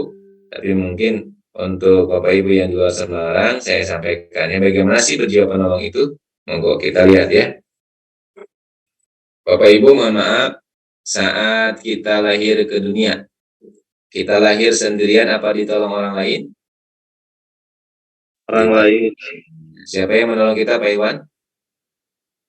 Dokter kan? Tenaga medis, bidan, Medis, bidan, atau mungkin dukun bayi ya.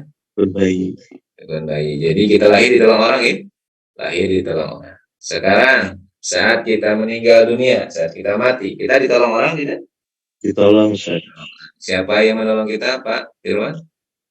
Tetangga, Ya, keluarga, penggali kubur ya. penggali kubur. Ya, yang ngapanin kita, yang mandiin kita. Berarti lahir sudah ditolong orang, meninggal ditolong orang. Nah, sekarang Bapak Ibu, sekarang kita ditolong orang tidak? Sekarang kita ditolong orang. Pakaian kita pakai, kita nggak bisa jahit sendiri ya. Berarti pakaian ditolong orang. Kacamata yang kita pakai, kita tidak bisa bikin sendiri, ditolong orang. Betul? Kita ini minum, kita bisa bikin sendiri minumnya, enggak, minum kita ditolong orang. Makan, ditolong orang. Ini kita nih lagi ditolong orang. Ternyata kalau gitu Bapak Ibu, lahir ditolong orang, meninggal ditolong orang, sekarang ditolong orang. Kira-kira kalau begitu kita ini makhluk berdaya apa makhluk yang tidak berdaya? Berdaya, Ustaz. Tidak berdaya. Kalau tidak berdaya layak sombong tidak nih? Tidak, Ustaz. Ya. Kita kaya raya layak sombong? Tidak. Kita pintar layak sombong? Tidak. Sedikit pun tidak layak. Kenapa? Karena kepintaran kita hasil pertolongan orang lain. Karena kekayaan kita hasil pertolongan orang lain. Jadi bapak-bapak yang hari ini sudah punya capaian bagus di Tanur ya, bonusnya sampai ratusan juta, bahkan mungkin miliaran, itu semua pertolongan. Tidak layak kita sombongkan. Terus? Dan nggak layak. Apa yang bisa kita sombongin? Nggak ada. Terus ya maknanya. Lahir ditolong orang, meninggal ditolong orang, sekarang ditolong orang. Dan ini sesungguhnya kekuatan utama dan spiritual. La haula wala quwata illa billah. Tidak ada daya, tidak ada kekuatan kecuali dari Allah. Tidak ada. Betul ya Pak? Pak Tamam ya, betul ya? Tidak ada. Semuanya milik Allah. Masya Allah. Ya, tidak ada. Nah, sekarang yang kedua. Kalau lahir ditolong orang, meninggal ditolong orang, sekarang ditolong orang. Kira-kira tugas kita apa Pak Irwan? Menolong orang, Ustaz. Nah, menolong. Kebangetan kalau kita tidak menolong. Nah, kita ditolong kok. Berarti tugas utama kita ini menolong. Betul? Tugas kita utama itu menolong. Jadi panjenengan menjadi pensyiar Baitullah itu kerja apa menolong? Menolong ya Pak ya. Menolong agar orang itu dekat sama Allah. Menolong untuk mengantarkan orang ke Baitullah. Menolong agar orang itu mudah dalam menjalankan ke Baitullah. Value dan menolong. Udah nggak ada yang lain, menolong. Dan ketika value kita menolong, Masya Allah, intan surga yang surkum, siapa yang menolong agama Allah, Allah tolong. Ibadah haji itu kan agama Allah, rukun iman yang kelima. Umrah itu juga ibadah, rukun iman ya. Itu perintah Allah, watimul haji wal umrah. Walillahi ala nasi hijjul baita man istata'a ilaihi sabila. Itu diwajibkan oleh Allah kepada seluruh manusia untuk datang ke Baitullah. Artinya saat kita mengajak orang ke Baitullah itu menolong. Ya. Menolong. Pernah suatu saat saya ketemu sama salah seorang guru saya. Terus saya tanya ke beliau, Syekh, gimana caranya agar saya ini hidupnya bahagia? Ya, ingin bahagia nih Pak Irwan saya. Beliau ngasih jawabannya sederhana. Mas Yosef, kalau ingin bahagia, menarilah dengan tarian alam semesta. Gitu. Menarilah selaras dengan tarian alam semesta. Namanya murid, saya catat apa adanya. Terus akhirnya saya praktekkan menari selaras dengan alam semesta. Apa yang saya lakukan Bapak Ibu? Saya cari di YouTube Pak. Tari sufi itu Pak, yang muter. Ya, yang muter. Nah, saya ikutin. Nah, karena saya nggak ada guru kan ikutinya pasti salah ya. Ikutin. Apa yang terjadi Pak? Malah saya pusing. Iya. Duh, berarti saya bilang, oh berarti bukan ini nih, bukan ini yang diminta sama guru, bukan ini. Terus lama apa saya mencari itu, alhamdulillah sampai 4 tahun. Mencari 4 tahunan, bismillah, ya 4 tahunan. Setelah 4 tahun saya merenung di sebuah pantai, terus saya tanya, menari dengan alam semesta. Masya Allah, ketemu Pak jawabannya. Jadi jawabannya adalah sifat dari alam semesta. Apa sih sifatnya dari alam semesta? Apa sifatnya matahari? Ternyata hampir semua, bukan hampir, semua alam semesta sifatnya memberi, sifatnya menolong. Lihat matahari. Apa sifat matahari? Memberi panas, memberi cahaya. Lihat langit. Apa sifat langit? Memberi air hujan. Minas sama imaan. Apalagi? Bumi, Masya Allah. Mengeluarkan apapun yang ada di bumi yang baik-baik. Emas, nikel, timah. Banyak bumi keluar semua. Apa? Tumbuhan, ya Allah. Mereka berbuah itu nggak pernah makan buahnya. Buahnya dikasihkan kepada yang lain. Tadi Bapak sore makan apa nih? Makan sorenya, makan malamnya. Pak Tamam sama apa Pak Tamam? Sama ayam goreng. Ayam goreng nih, Masya Allah. Ayam goreng itu, ketika kita makan, sebetulnya dia ini cerita sama kita. Lihat nih saya. Untuk menolong engkau, aku harus mati terlebih dahulu. Padahal aku pengen hidup kayak engkau. Betul ya? Semua makhluk itu pengen hidup seperti kita loh. Sapi yang kemarin kita korbankan pengen hidup seperti kita. Tapi untuk menolong kita, dia rela mati. Dan dagingnya dimakan oleh kita. Jadi menolong. Jadi hampir semua semua hal itu menolong kita. Akhirnya saya ketemu, berarti menari alam semesta itu menolong ternyata. Lalu dirubah mindsetnya Pak Irwan. Mindset saya dirubah, saya menolong. Perasaan saya rubah, saya menolong. Niat saya menolong. Ketemu orang, mudahkan urusan orang lain. Ketemu orang, mudahkan urusan orang lain. Dan saya usahakan seperti itu. Masya Allah, betul. Setelah itu bahagia. Ternyata bahagia letaknya bukan di uang. Ternyata bahagia itu letaknya di uang yang pakai untuk menolong. Ternyata letaknya bahagia bukan di mobil. Tapi letaknya saat mobil itu dipakai untuk menolong. Ternyata letaknya bahagia bukan di kepintaran kita, bukan di ilmu kita. Tapi ketika ilmu dan kepintaran kita ini bisa kita pakai untuk menolong orang lain. Itu bahagia di sana. Masya Allah. Al-yadul ulya khairu minadis sufla itu pemahamannya bukan materi. Bukan hanya kita ngasih uang, ngasih beras, bukan.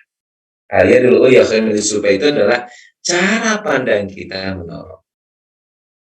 Kira-kira nih Pak Irwan mau jadi penolong Pak Irwan? Mau, Ustaz. Mau. Kalau mau, mohon saya tanya. Ya boleh saya tanya. Kalau Pak Irwan sekarang yang penolong, mohon dijawab pertanyaan saya. Pak Irwan, mohon maaf saya tanya. Kalau sang penolong, kira-kira nih Pak Irwan, mana yang dipilih? Dicintai apa mencintai? Mencintai, Ustaz. Melayani apa dilayani? Melayani, Ustaz. Memahami apa dipahami? Memahami, Ustaz. Mengerti apa dimengerti? Mengerti, Ustaz. Memijitin apa dipijitin? Kalau itu mah nanti dulu ya. Jebakan malam Jumat itu, Ustaz. Jebakan malam Jumat. Nah, Masya Allah. Ternyata sang penolong itu mindsetnya semua. Memberi semua ya. Memahami, mengerti, melayani, mencintai. Itu coba kita mau berusaha untuk berlawanan dengan arah jarum jam. Kita misalkan ingin dimengerti, siap-siap kecewa Pak. Karena orang yang ingin mengerti kita itu manusia suka lupa. Betul.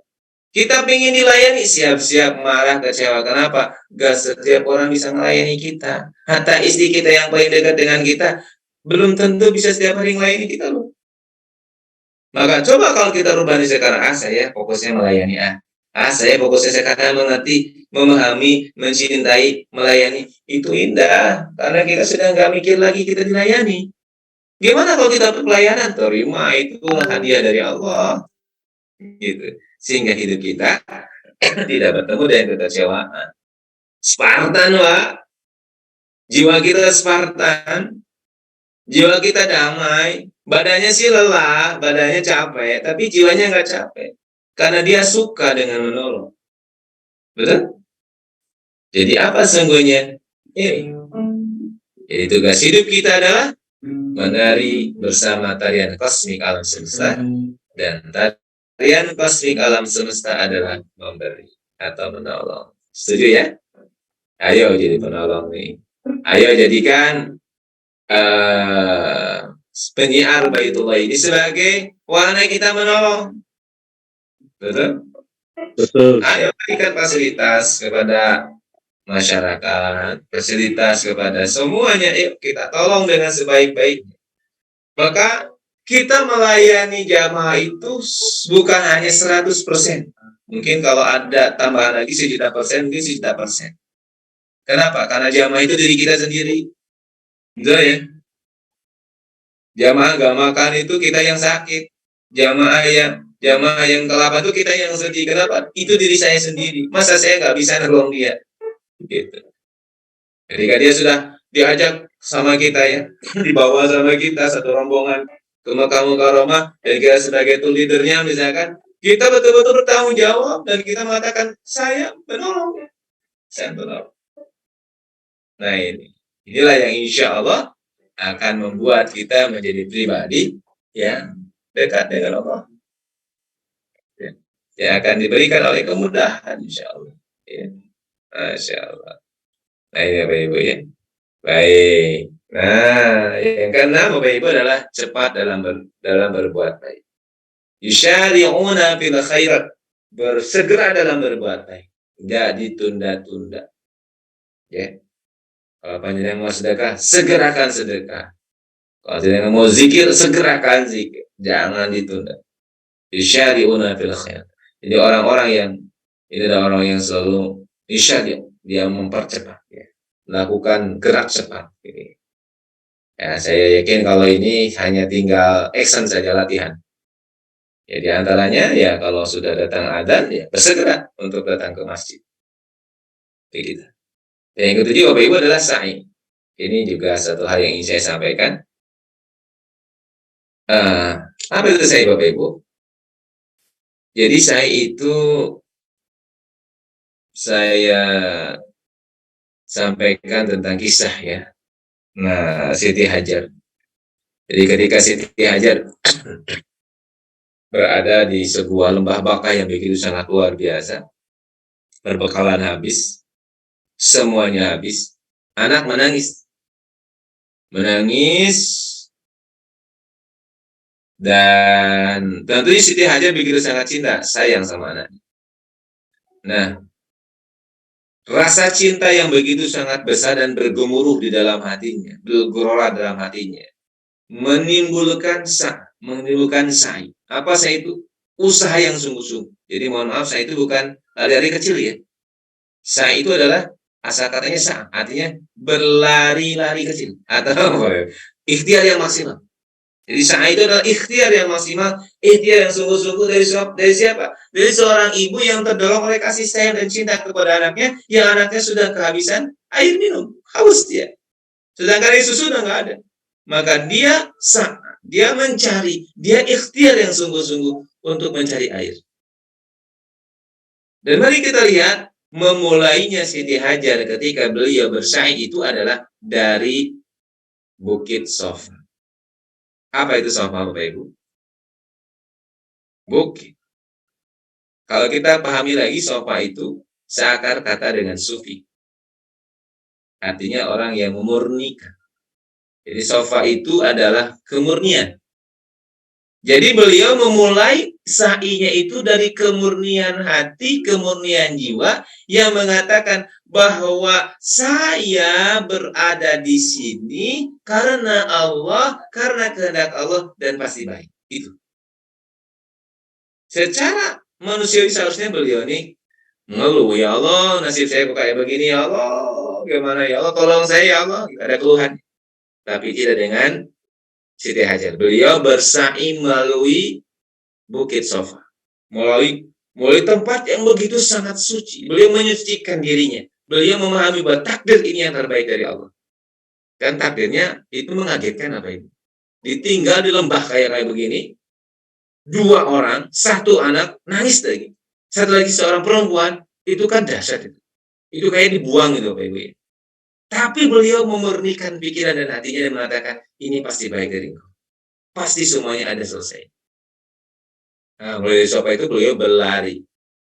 Berlari ke situ maksudnya apa? Beliau bersungguh-sungguh ikhtiar ke Bukit Marwah. Apa itu Marwah? Marwah itu puncak tujuan. Marwah itu cita-cita tertinggi. Jadi kalau kita bersa'i dalam kehidupan, awalilah dari kebeningan hati, kebeningan pikiran, bahwa semua takdir yang hari ini Allah takdirkan pasti baik untuk saya.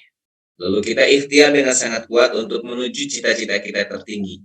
Seperti Siti Hajar ini. Bila belajar, ternyata sampai ke Marwah, nggak ada airnya. Lari lagi ke Safa, nggak ada air. Lari lagi ke Marwah, nggak ada air. Lalu dihitung lah menjadi 7 kali. Ya, bolak-balik ke 7 kali. Saya mendapatkan keterangan angka 7 itu angka untuk memperlambangkan saking banyaknya. Jadi angka 7 angka memperlambangkan saking banyak gak terhitung. Disebut 7. Bisa jadi mungkin Siti Hajar itu bukan 7 kali. Bisa jadi ya. Bisa jadi beliau berlarinya banyak sekali. Saking banyaknya disebutlah 7 kali. Karena beliau sudah ikhtiar. Pertanyaannya, dapat nggak air? Nggak dapat, Pak. Pertanyaan beliau kecewa? Enggak. Pertanyaan beliau putus asa? Enggak. Nah, ketika beliau berlari itu, Allah lihat kesungguhannya, Allah lihat kemurniannya, Allah lihat kesungguhnya, walladzina jahadu fina lanahdiyannahum subulana. Ketika beliau sudah sungguh-sungguh, Allah akan berikan kepadanya subulana, jalan yang banyak. Dan tiba-tiba Ismail kecil nangis. Dan akhirnya menarik perhatian dari Siti Hajar. Dan ketika lari ke Bukit Safa lagi, beliau mampir ke Ismail. Dan Masya Allah, ternyata bukan dari ikhtiar ibunya, ternyata adanya di anak. Dan saat air keluar, Siti Hajar mengatakan, Zam. Zam itu adalah berkumpul dan jangan pernah hilang. Berkumpul dan nggak boleh hilang lagi. Itu Zam. Kalau jami, kumpul, beda. Ini jam. Jam itu kumpul dan jangan hilang lagi. Jam-jam, akhirnya disebut jam-jam. Masya Allah. Ternyata beliau lari-lari kanan kiri ikhtiar, ternyata yang dapat anaknya. Bisa jadi Bapak Ibu mohon maaf panjenengan syiar ya kemana-mana bolak-balik sampai nggak kehitung tuh syiarnya, saya nggak kehitung. Ternyata yang dapat malah istrinya. Pak, ini ada teman saya mau umroh, berapa Bu? 40 orang. Alhamdulillah. Itu sebetulnya berkah dari kita sana. Jangan bilang, enak ya, duduk-duduk aja dapat ya, besok nggak usah ikhtiar, duduk aja. Nggak bisa, itu rumusnya begitu. Jadi kita bersa'i itu adalah ikhtiar kita yang sungguh-sungguh itu bagian dari apa? Bagian dari cara untuk membangkitkan kembali nilai spiritual. Itu sepak bola kalau nggak lari ya nggak bakalan gol, harus tetap lari. Maka ada ini, ada berapa? Ada 7 ya dari hikmah dari Siti Hajar ini. Jadi saat kita nanti bersyiar Bapak Ibu minimal ada 7 ini. 1. Kita bersyiar, berikhtiar karena ada gelora cinta dalam diri kita. Ada dorongan yang begitu sangat dahsyat dalam diri kita. Cinta pada siapa? Cinta kepada Allah tentunya. Cinta kepada yang dititipkan oleh Allah, kepada ibu kita, kepada istri kita, kepada anak kita, kepada saudara-saudara kita. Itu harus didorong dulu oleh itu. Namanya bekerja dengan cinta. Bersyiar dengan cinta. Yang kedua, kemurnian jiwa. Di titik mana kita bersyiar? Saya sedang dalam kondisi terjerat nih, berat sekali mau melangkah. Murnikan. Tenang aja, itu terbaik dari Allah, terima saja. Tetaplah bersyiar, tetaplah bolak-balik mutar-mutar ikhtiar, kerja kemana-mana. Dapat. Dapat nggak? Belum tentu. Gak usah mikirin hasil, yang penting ikhtiar. Nah, terkadang kita sudah bayangin dulu ya. Ya, Pak Tamam ya. Wah, 50 nih. Per orangnya 3 juta buat gua nih. 150 juta nih, dahsyat ini. Yang dipikir itu, ternyata nggak jadi. Waduh, kecewanya luar dalam itu. Maka tidak ke sana dulu, udah murnikan dulu yang penting ikhtiar dah. Itu. Yang ketiga, kesungguhan. Kesungguhan. Kualitas itu. 100% lah kalau bisa kita melakukan sesuatu itu. Yang keempat, keteguhan. Teguh.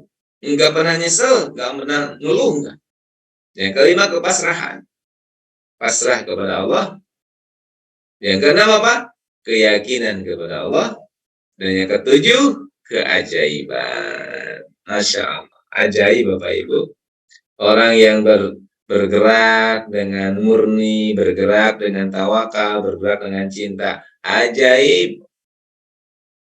Ajaibnya apa? Ya tadi. Kita ikhtiar, ternyata yang dapat anak, Pak. Kita ikhtiar, ternyata anak kita yang kaya raya.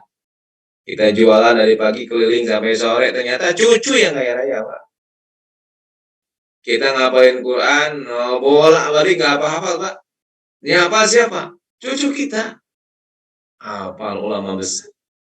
Nah, itulah sesungguhnya yang saya sebut sebagai syai. Maka untuk kita menjadi pribadi yang dicintai Allah, bersaing. Gitu ya. Nah, itu Bapak Ibu bahagia yang bisa saya sampaikan. Ada 7 hal ya. Semoga Allah ridho kepada kita semuanya. Dan semoga Allah berikan keberkahan. Mungkin Pak Irwan, mungkin itu yang bisa saya sampaikan. Mohon maaf kalau kelamaan ya. Insya Allah. Mantu semanubun. Terima kasih. Dan saya kembalikan kepada Pak Irwan. Assalamualaikum warahmatullahi wabarakatuh.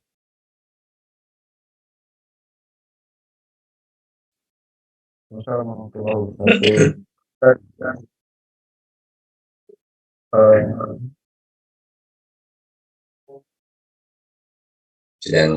Sedang keluar Pak Irwan ya.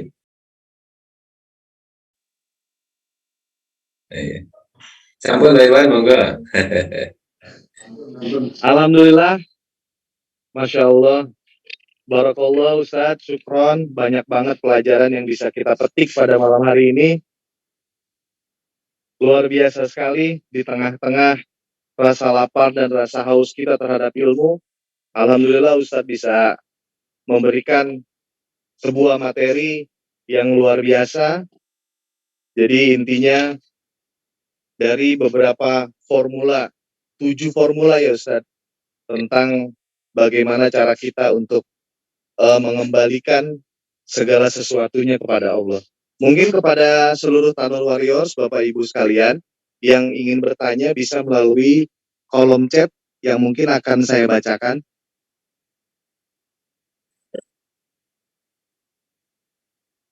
Mungkin ini ada pertanyaan yang pertama nih dari Ibu Alida Boru Regar. Ustadz, izin Ustadz, saya akan bacakan.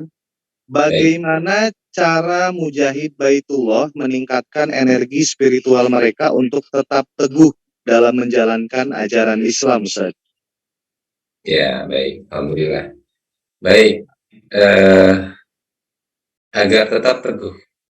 Yang pertama tentunya saya sampaikan di formula 1 dulu. Ya, formula 1 dan 2. Untuk membuat kita teguh, energinya besar adalah kita siap menerima pemberian dari Allah, karena semua pemberian dari Allah itu terbaik. Ya. Jadi kuncinya terimalah pemberian dari Allah. Ada dua bungkus ya. Kalau saya lihat ini ada 2 bungkus. Satu bungkusnya itu transparan. Artinya pemberian dari Allah itu sesuai keinginan kita. Pasti terbaik kan? Pasti sesuai keinginan kita. Yang kedua bungkusnya itu gelap. Padahal di dalamnya terbaik untuk kita. Maka tetap terima. Seperti kita menerima paket ya. Paket misalkan kita jualan online ya atau beli online paket. Itu kan pesanannya belum terlihat ya. Pesanan kan belum terlihat ya, Pak Irwan. Itu masih dibungkus sama lakban hitam. Tapi kita terima kok, karena kita tidak tahu di dalamnya ada pesanan kita. Begitu juga takdir yang Allah kasih pada kita. Terima. Kenapa saya mengawali dari terima? Karena yang membuat kita mundur, putur, lemah semangatnya adalah nggak menerima takdir, nggak menerima kahanan. Ayo, saya tanya, kenapa Bapak Ibu udah mulai malas bersiar? Kenapa? Paling jawabannya nggak dapat Ustaz. Nah, kan itu berarti nggak nerima tuh, nggak dapat. Kenapa Ustaz? Kenapa kamu? Saya takut kecewa Ustaz. Udah di prospek sudah 3 bulan, ternyata makainya apa namanya biro lain. Kan saya kecewa. Nah, berarti kan masih begitu, masih kita belum menerima keadaan. Di awal, insya Allah dengan kita menerima, insya Allah Bismillah. Yang kedua, caranya adalah tasdid keimanan kita, keyakinan kepada Allah. Dan kalau izin ya, kalau saya menyarankan Bapak Ibu, Quran itu dibuktiin, jangan dibaca aja. Quran itu jangan hanya dipahami aja, buktiin. Apa yang dalam Quran buktikan dalam kehidupan. Contoh, ya ayyuhalladzina amanu ista'inu bisabri wasabr. Yang beriman, mintalah kepada Allah pertolongan dari Allah dengan sabar dan salat. Coba, kita punya masalah, minta sama Allah dengan iman, sabar dan salat. Dicoba aja. Ditolong sama Allah apa enggak? Buktiin. Nah, saat Quran terbukti, itu keimanan kita akan semakin kuat. Buktikan karena itu memang perintah Allah. Gitu. Ya kan, begitu. Ya, terima kasih Ustadz. Mungkin dari beberapa peserta juga sepertinya sudah banyak yang paham dengan beberapa materi yang Ustadz berikan, dan alhamdulillah mungkin dapat diterima baik kepada oleh Bapak Ibu Tanur Warriors yang ada di kota masing-masing. Mungkin dari semua materi yang diberikan oleh Ustadz sangat luar biasa sekali, dan para Tanur Warriors juga Bapak Ibu sekalian mengapresiasi dengan sangat luar biasa. Mungkin terima kasih juga Ustadz atas waktunya yang telah diberikan kepada kami untuk mendengarkan tausiah dari Ustadz. Dan di tengah-tengah kita juga ada Bapak CEO kita, Bapak Muhammad Reza Pahlevi.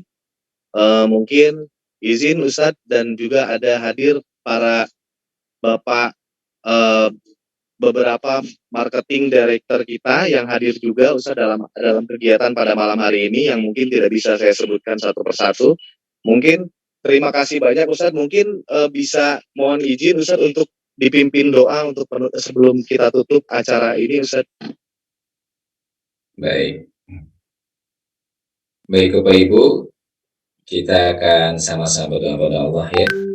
Semoga Allah memberikan kepada kita banyak keberkahan insya Allah ya. Dan kita berdoa kepadanya. Dan mari kita awal dengan membaca suratul Fatihah. Bikuniyatin sholihin al-Fatihah. Bismillahirrahmanirrahim. Alhamdulillahirabbil alamin. Ar-Rahmanir-Rahim. Maliki yaumiddin. Iyyaka na'budu wa iyyaka nasta'in. Ihdinas siratal mustaqim. Shiratal ladzina an'amta 'alaihim ghairil maghdubi 'alaihim waladdallin. Amin ya Allah ya rabbal alamin. Baik, kita sama-sama tundukkan kepala kita sama-sama berdoa kepada Allah. Allahumma shalli ala habibina wa syafi'ina wa sallim. Wa radiyallahu an kulli sahabati Rasulillah ajmain. Amin ya Allah ya rabbal alamin. Amin. Alhamdulillahi rabbil alamin. Hamdan syakirin, hamdan na'imin, hamdan mu'afin ni'amahu wa yukafi mazid. Ya Rabbana wa lakal hamdu kama yanbaghi wa 'azimi sultan. Allahumma inna nas'aluka ya Allah, asyhadu annaka antallah la ilaha illa anta. Ahadus samad lam yalid wa lam yulad wa lam yakul lahu kufuwan ahad. Allahumma la sahla ila ma ja'altahu sahla wa anta taj'al khazana idza syi'ta sahlan sahlan khazna ya Allah, sahlan khazna ya Allah, sahlan khazna ya Allah. Allahumma inna nas'aluka ya Allah, wahai Allah yang maha pengasih maha penyayang, wahai Allah yang maha lembut, wahai Allah yang maha mengetahui, sesungguhnya Engkau tahu ya Allah, hamba-hambamu yang hadir yang berkumpul di majlis ini ya Allah adalah hamba-hambamu yang rindu akan ampunanmu, yang rindu akan ridhamu, yang rindu akan ketemu denganmu ya Allah. Ya Allah yang muqtadir, dengan cinta dan kasih-Mu, dengan kelembutanmu ya Allah, izinkan semua hambamu yang hadir di majlis ini. Engkau ampuni dosanya ya Allah, Engkau ampuni dosanya ya Allah. Tidak ada satupun yang keluar dari majlis ini ya Allah kecuali telah Engkau ampuni dosanya ya Allah. Kecuali telah Engkau ampuni dosanya ya Allah. Ya Allah yang muqtadir yang mentakdirkan, izinkan semua hambamu yang hadir di majlis ini ya Allah. Takdirkan ya Allah semuanya menjadi hambamu yang Engkau cintai, yang Engkau ridhai, yang Engkau selalu panggil ya Allah ke Baitullah. Ya Allah yang muqtadir yang mentakdirkan. Jadikan hamba-Mu yang hadir di majlis ini ya Allah, yang sedang punya masalah Engkau berikan solusi dari masalah, yang sedang sakit Engkau berikan kesembuhan dari sakitnya, yang sedang punya beban Engkau ringankan bebannya ya Arhamar Rahimin. Ya Allah yang muqtadir yang mentakdirkan, jadikan ya Allah seluruh hamba-Mu yang hadir di majlis ini ya Allah, yang sedang punya hajat Engkau kabulkan hajat-hajatnya ya Allah. Jadikan semuanya ya Allah menjadi hamba-Mu yang dekat dengan-Mu ya Allah, yang selalu percaya dan yakin bahwa pertolongan-Mu itu dekat denganmu ya Allah. Bahwa pertolongan-Mu itu dekat dengannya ya Allah, dan semua apa yang terjadi kepadanya ya Allah adalah yang terbaik dari-Mu, ada dalam kemampuannya ya Allah, dan ada dalam kebaikan ya Allah. Ya Allah izinkan kami semua yang hadir di majlis ini menjadi pribadi yang kuat, yang tangguh, yang teguh dengan semua takdir dari-Mu. Izinkan hamba ya Allah bisa menunaikan amanah sebagai penolong agama-Mu ya Allah, menunaikan amanah sebagai penolong penyiar Baitullah-Mu ya Arhamar Rahimin. Hasbunallah wa ni'mal wakil, ni'mal mawla wa ni'man nasir, la haula wa la quwwata illa billah. Subhana rabbika rabbil izzati amma yasifun wa salamun alal mursalin walhamdulillahi rabbil alamin. Nas'aluka al-ijabah al-Fatihah. A'udzu billahi minasyaitonir rajim. Bismillahirrahmanirrahim. Alhamdulillahi rabbil alamin arrahmanir rahim maliki yaumiddin. Iyyaka na'budu wa iyyaka nasta'in ihdinas siratal mustaqim. Shiratal